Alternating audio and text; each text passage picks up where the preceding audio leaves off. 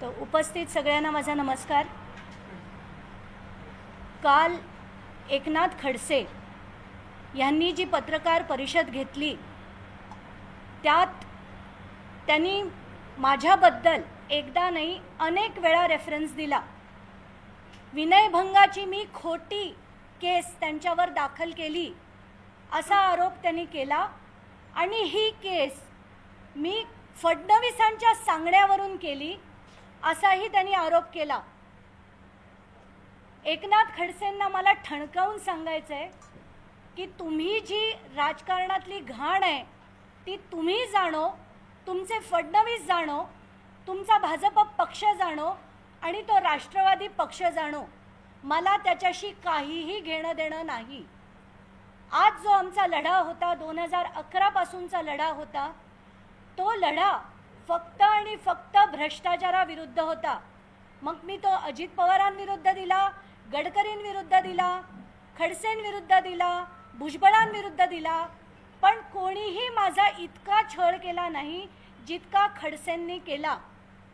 पुन्हा पुन्हा मला त्रास दिला गेला।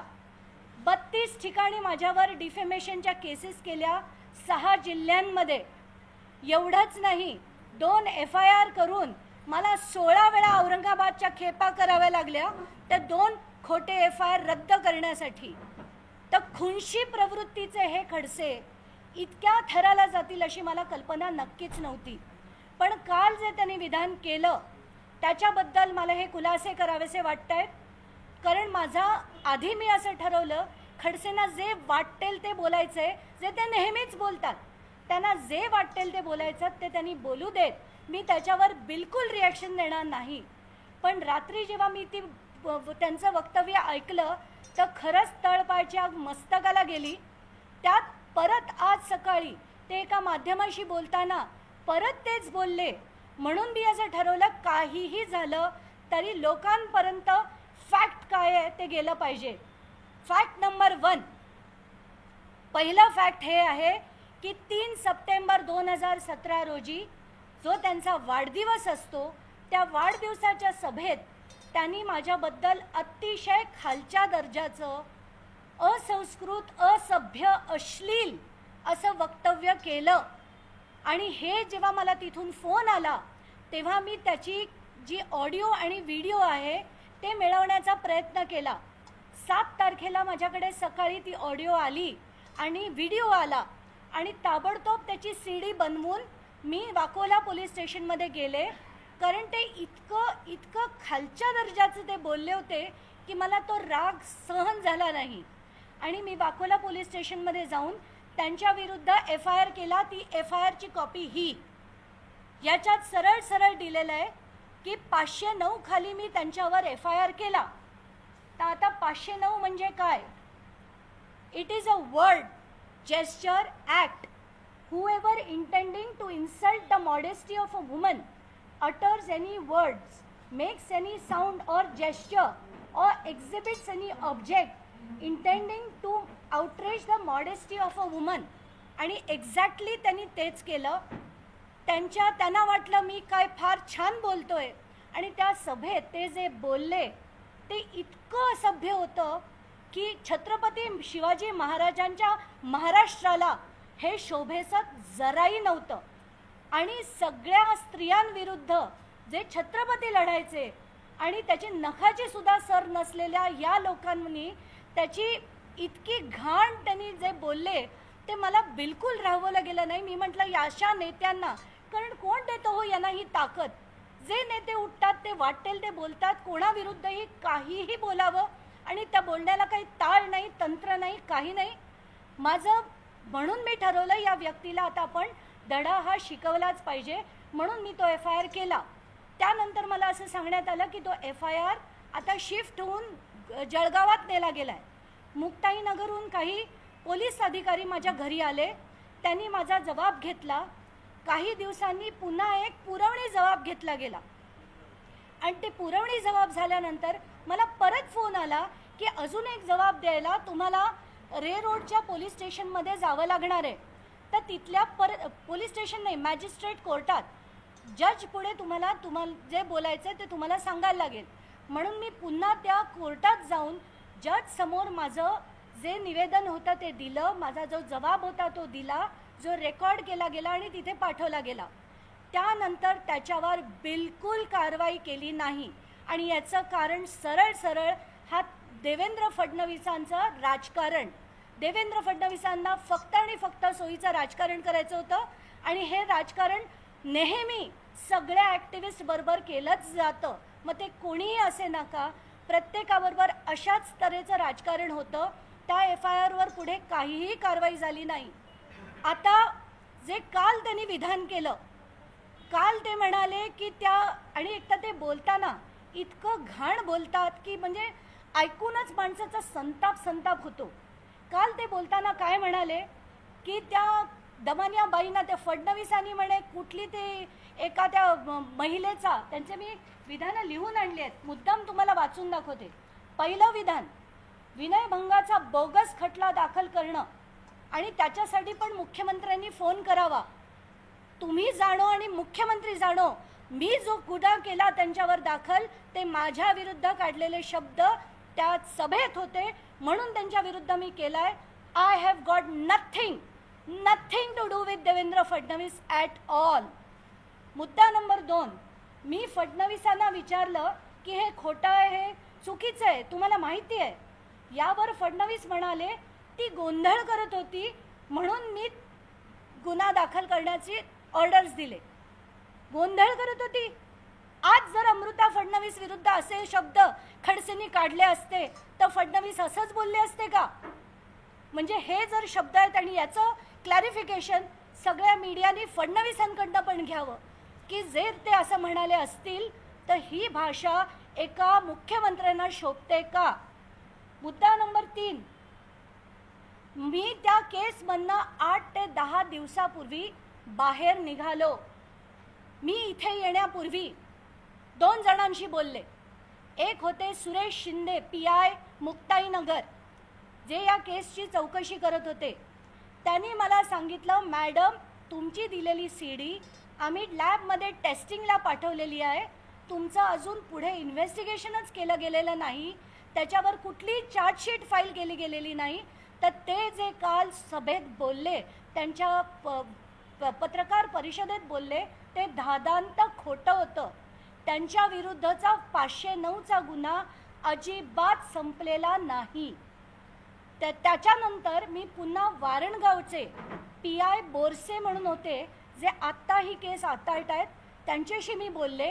त्यांनी सुद्धा मला तेच सांगितलं की काहीही ही केस संपलेली नाही, मिटलेली नाही, कारण त्याच्यात आत्ता चार्जशीटच फाईल झालेलं नाही.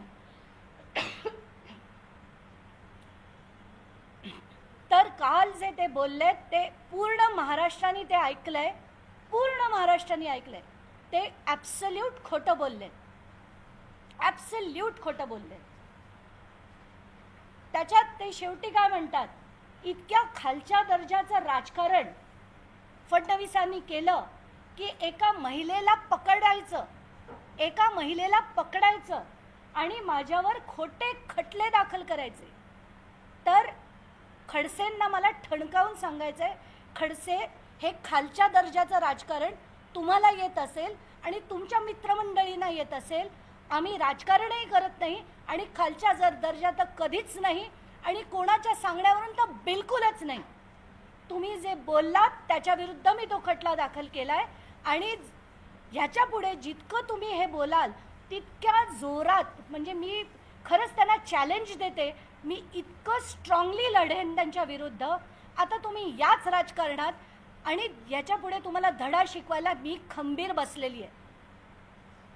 आणि मला त्यांना खरंच सांगायचं आहे की तुम्हाला ज्या पक्षात जायचंय तुम्ही त्या पक्षात जा, तुम्हाला राष्ट्रवादीत जायचंय राष्ट्रवादीत जा, भाजपतनं राजीनामा द्यायचा भाजपतनं राजीनामा द्या, त्याच्याशी आमचं काही घेणं देणं नाही. तुम्ही जाणो आणि ते शरद पवार जाणो आणि ते अजित पवार जाणो, आम्हाला आणि ते जयंत पाटील जाणो, पण हे जे तुम्ही थेर चालवलेत, परत परत जे माझं नाव तिथे घेताय, याद राखा मी सोडणार नाही. याद राखा, मी बिलकुल सहन करणार नाही. तुम्ही जे यापुढे माझं नाव एकाही पत्रकार परिषदेत घेतलं तर माझ्याहून वाईट आणि प्रत्येक लढा जो मी देईन तो न्यायालयीन देईन आणि माझ्याकडे त्याचं हवं तेवढं प्रूफ आता मी जमा केलं आहे. त्यांचा तळमळ कशामुळे होती आहे? कारण जी मी केस फाईल केली, ही जी काळी फाईल तुमच्या पुढे ठेवलेली आहे, ती अँटी करप्शन ब्युरोमध्ये पुण्याचं जे मॅटर होतं, ज्याच्यात त्यांना फडणवीसांनी क्लीन चिट देऊन मोकळं केलं होतं, त्याच्यावर मी फाईल केलेलं आणि असीम सरोदे लढत असलेलं प्रोटेस्ट पिटिशन आहे ती. आणि त्याच्यातले जे पुरावे होते ते क्लिअरली ओपन अँड शट आहेत. ओपन अँड शट की त्याच्यात त्यांनी कसा भ्रष्टाचार केला त्याचे फॅक्ट्स आहेत. PIL जे मी हायकोर्टात केलं आहे 2015च्या डिसेंबरमध्ये केलं आहे. आत्तापर्यंत त्याची 3च हिअरिंग झाली आहेत. पुढे बोर्डावर येतच नाही. आम्ही प्रत्येक वेळेस मेन्शन करून करून करून थकलो. कसं लढावं, एका ॲक्टिव्हिस्टनी कसं लढावं, आणि यांची गाड ऐकायची, यांची ही गाड ऐकायची आम्ही. आणि पत्रकारांनी मला तुम्हालाही प्रश्न विचारायचा आहे, कसला उदो चालवलाय तुम्ही त्यांचा? भाऊ तुम्ही हे केलं, भाऊ तुमच्यावर अन्याय झाले. कसे झाले अन्याय, कसले अन्याय? त्यांच्या इतके भ्रष्टाचारी कोणी नाही आहेत. आणि शरद पवारांना मला तेच सांगायचं आहे, भ्रष्टाचार तुमच्याही पक्षातल्या अनेक लोकांनी केलेत, यांनीही केलेत. अशाच घाणीला तुम्ही भरून घेणार आहात का? अशाच घाणीला. आणि मी त्यांच्या विरुद्धही लढले, आज खडसेंविरुद्धही लढेन. जिथे जिथे भ्रष्टाचार होईल तिथे तिथे आम्ही लढू. तुम्ही आम्हाला कितीही त्रास दिलात तरी आम्ही तुम्हाला सोडणार नाही, हे मला खडसेंना ठणकावून सांगायचं आहे. यापुढे एकनाथ खडसे, तुम्ही जर कुठल्याही पत्रकार परिषदेत, टीव्हीच्या बाईट्समध्ये माझं नाव परत जर घेतलं आणि माझ्यावर कुठले गलिच्छ आरोप केलेत तर मी तुम्हाला बिलकुल सोडणार नाही. आणि ही जो 400-509चा जो खटला होता तो बिलकुल संपलेला नाही. तुम्ही सगळ्यांपुढे खोटं बोललात आणि हे खोटं आता पूर्ण महाराष्ट्राने ऐकलंय का, आणि त्याचे पेपर्स मी लवकरात लवकर बाहेर काढते. आता ते काय बोलले आणि कसं बोलले हेही मला तुम्हाला दाखवायचं आहे. बाईसाहेब 2 मिनिटं जरा थांबा. आता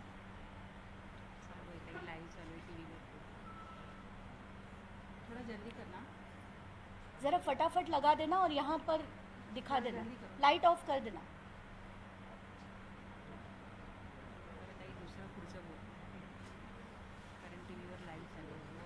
त्यांनी माझा आत्तापर्यंत किती छळ केला याचं हे उदाहरण. या 6 जिल्ह्यांमध्ये माझ्या विरुद्ध केलेल्या 32 डिफेमेशनच्या केसेस, की एक संपलं नाही की दुसरं समन येतं, की आज तुम्ही रावेर कोर्टात जा, तर आज तुम्ही या कोर्टात जा, आज तुम्ही मुक्ताईनगर कोर्टात जा. आणि आज परमेश्वराच्या कृपेने माझ्याकडे, मी तशी अपर मिडल क्लासमध्ये असल्यामुळे मला जाता येता तरी आलं. जर माझ्या जागी कोणी साधी ॲक्टिव्हिस्ट असती तर यांनी तिचा छळ केला असता आणि छळ करून करून अक्षरशः आयुष्यभर थंड केलं असतं. पण आम्ही इतके खंबीर आहोत की त्यांना हवं तेवढा त्यांनी छळ करावा, आम्ही बिलकुल ऐकून घेणार नाही. सगळे फॅक्ट्स तुमच्या समोर ठेवते. हा झोटिंग कमिटी पुढे, जेव्हा झोटिंग कमिटी स्थापन झाली त्यांच्या पुढे मी पाठवलेला रिपोर्ट, हे गव्हर्नरना दिलेलं माझं निवेदनाची कॉपी फक्त मी आणली आहे. आणि अख्खाच्या अख्खा ठोकळा, ज्याच्यात मी त्यांच्या असलेल्या सगळ्या प्रॉपर्टीजचे डिटेल्स दिलेत. स्वतःला शेतकरी म्हणून घेतात आणि शेतकऱ्याची इतकी अफाट संपत्ती, म्हणजे ते माझं जे पिटिशन आहे ते 1100 पानाचं डिस्प्रपोर्शनेट ॲसेट्सचं पिटिशन आहे. आणि ते मी हायकोर्टापुढे फाईल केलं आहे 1100 पानाचं. आणि त्याच्यात आहेत नाहीत तेवढ्या सगळ्या प्रॉपर्टीजचे डिटेल मी खोदून खोदून महाभूलेख आणि IGR नावाच्या वेबसाईट्सवरनं काढले. आणि मला जी सगळ्यात जास्त मदत कोणी केली असेल तर ते गजानन जे जळगावचे आहेत, गजूभाऊ आहेत आणि चंद्रकांत पाटील आहेत.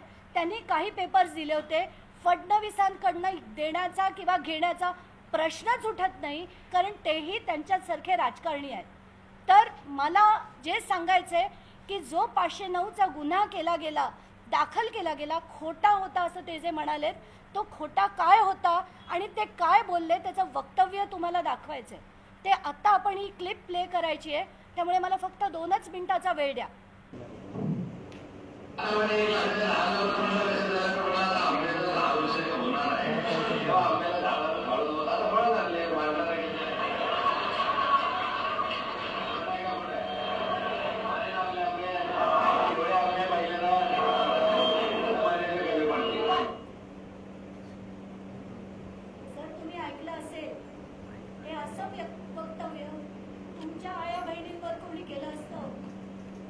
लढला नसता? लाईट लाईट लाईट नसता लढला लाईट तुम्ही? लाईट लाईट राहू द्या. तर असं हे घाण जे शब्द त्यांनी वापरले, मॅडम जावं.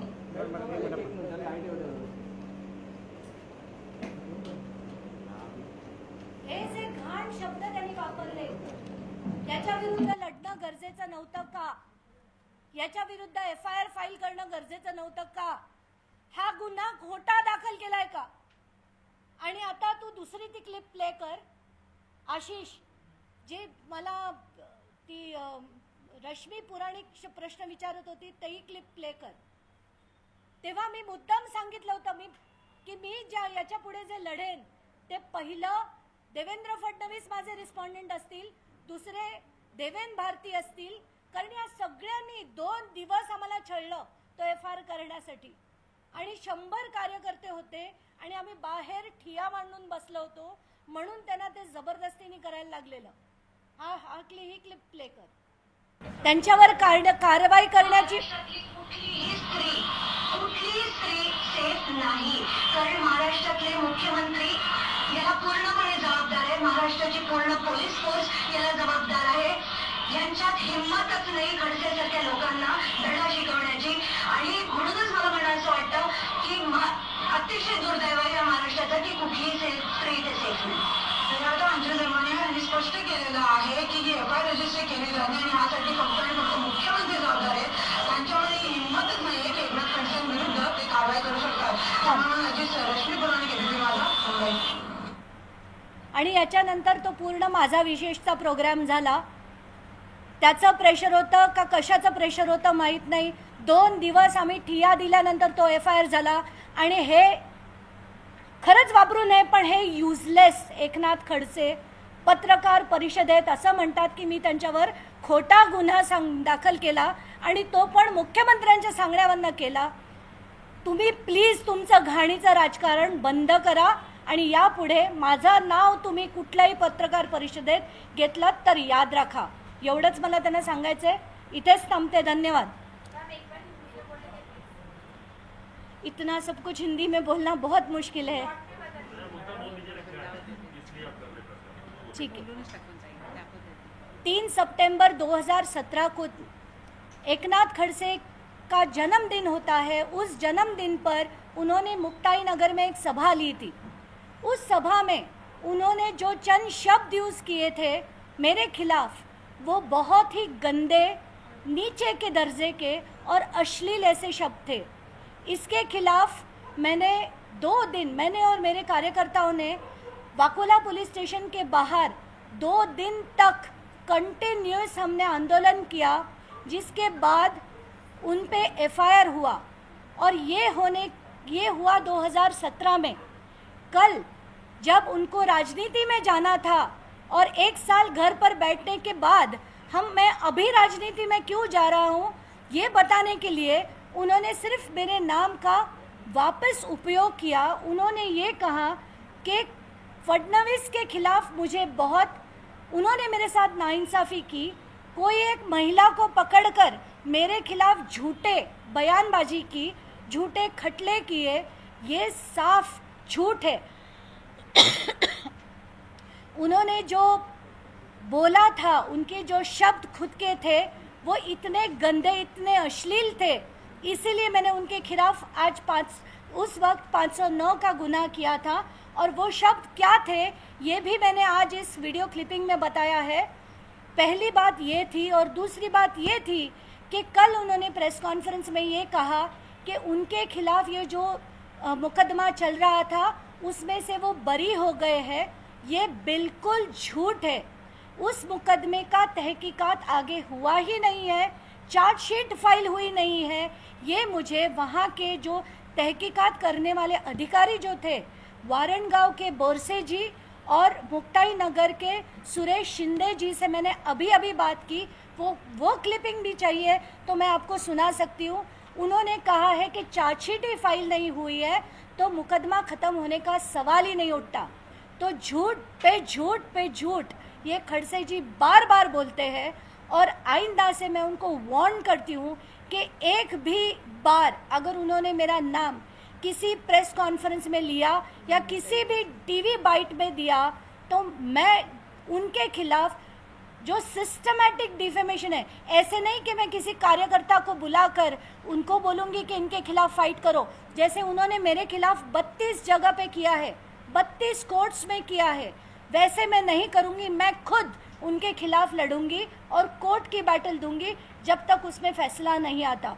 मेरी वार्निंग है उनको, आइंदा से जो आपको राजनीति करनी है वो आप जाने, देवेंद्र फडणवीस जाने, शरद पवार जाने, आपकी बीजेपी जाने और आपका राष्ट्रवादी जाने, उसमें मुझे कहीं भी घसीटना मत। ये मेरा उनको बहुत स्ट्रांग वार्निंग है और उस पर अगर वो अमल करते हैं तो ठीक, वरना उनको कोर्ट में फेस करना पड़ेगा। Thank you. प्रश्न कोणाला विचारायचे असतील तर विचारा।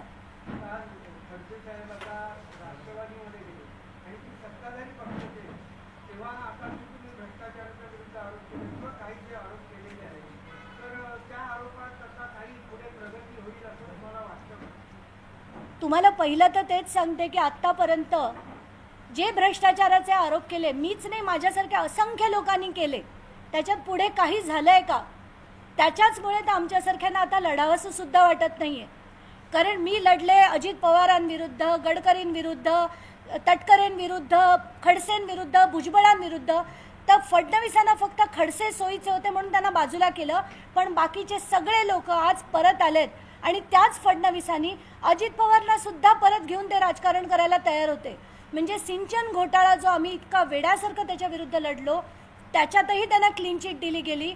त्यामुळे अजित पवार परत उपमुख्यमंत्री झाले, खडसे भुजबळ पुन्हा आले राजकारणात, तटकरे पुन्हा झाले, आज गडकरी मंत्री झाले आणि आम्ही तिथल्या तिथे आहोत आणि आमचा लढा तिथल्या तिथे आहे। याच्यातनं पुढे काहीच साध्य होत नाहीये।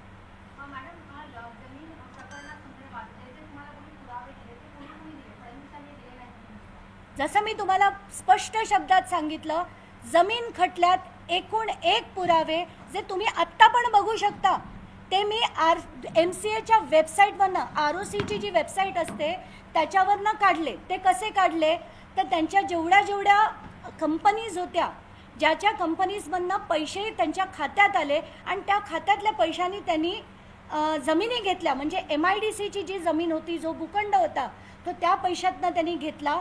त्याचे मी सगळेच्या सगळे स्टेटमेंट्स लावली। एवढंच नाही तर त्या सगळ्या शेल कंपनीज कशा होत्या आणि त्याचा पूर्ण गौडबंगाल कसा झाला हे मी पॉइंट बाय पॉइंट मांडलंय। हेच नाही तर ते जे म्हणतात मी काय केलं, मी त्यात काहीच केलं नाही, मंदाकिनी खडसेंनी ती जमीन घेतली, मला तर त्याची कल्पना पण नव्हती, हे जे त्यांनी म्हटलं ते साफ खोटं होतं। MIDCच्या ऑफिसमध्ये मी स्वतः जाऊन सुरवडेंना भेटले, RTI खाली अख्खाचा अख्खा ढीग पेपरचा जो काढला, त्याच्यात हे दिसतंय की खडसेंनी ती मीटिंग जी बोलवली ती नुसती मीटिंग नाही बोलवली, त्यांनी त्या मीटिंगमध्ये अधिकाऱ्यांना बोलवून अधिकाऱ्यांनी तीच जमीन त्यांच्याकडनं विकत घ्यायचा जो प्रस्ताव बनवला होता तो प्रस्ताव खोडलाय, त्याच्यावर काटा मारलाय आणि नवीन प्रस्ताव सादर करायला त्यांना ऑर्डर्स दिल्यात। हे पण माझ्याकडे मिनिट्समध्ये आहे, ते सुद्धा मी सादर केलं की ते जे म्हणतात मी काहीच केलं नाही, तर अख्खाचा अख्खा जो प्रस्ताव होता जमिनीचा तो पूर्ण त्यांनी बदललाय।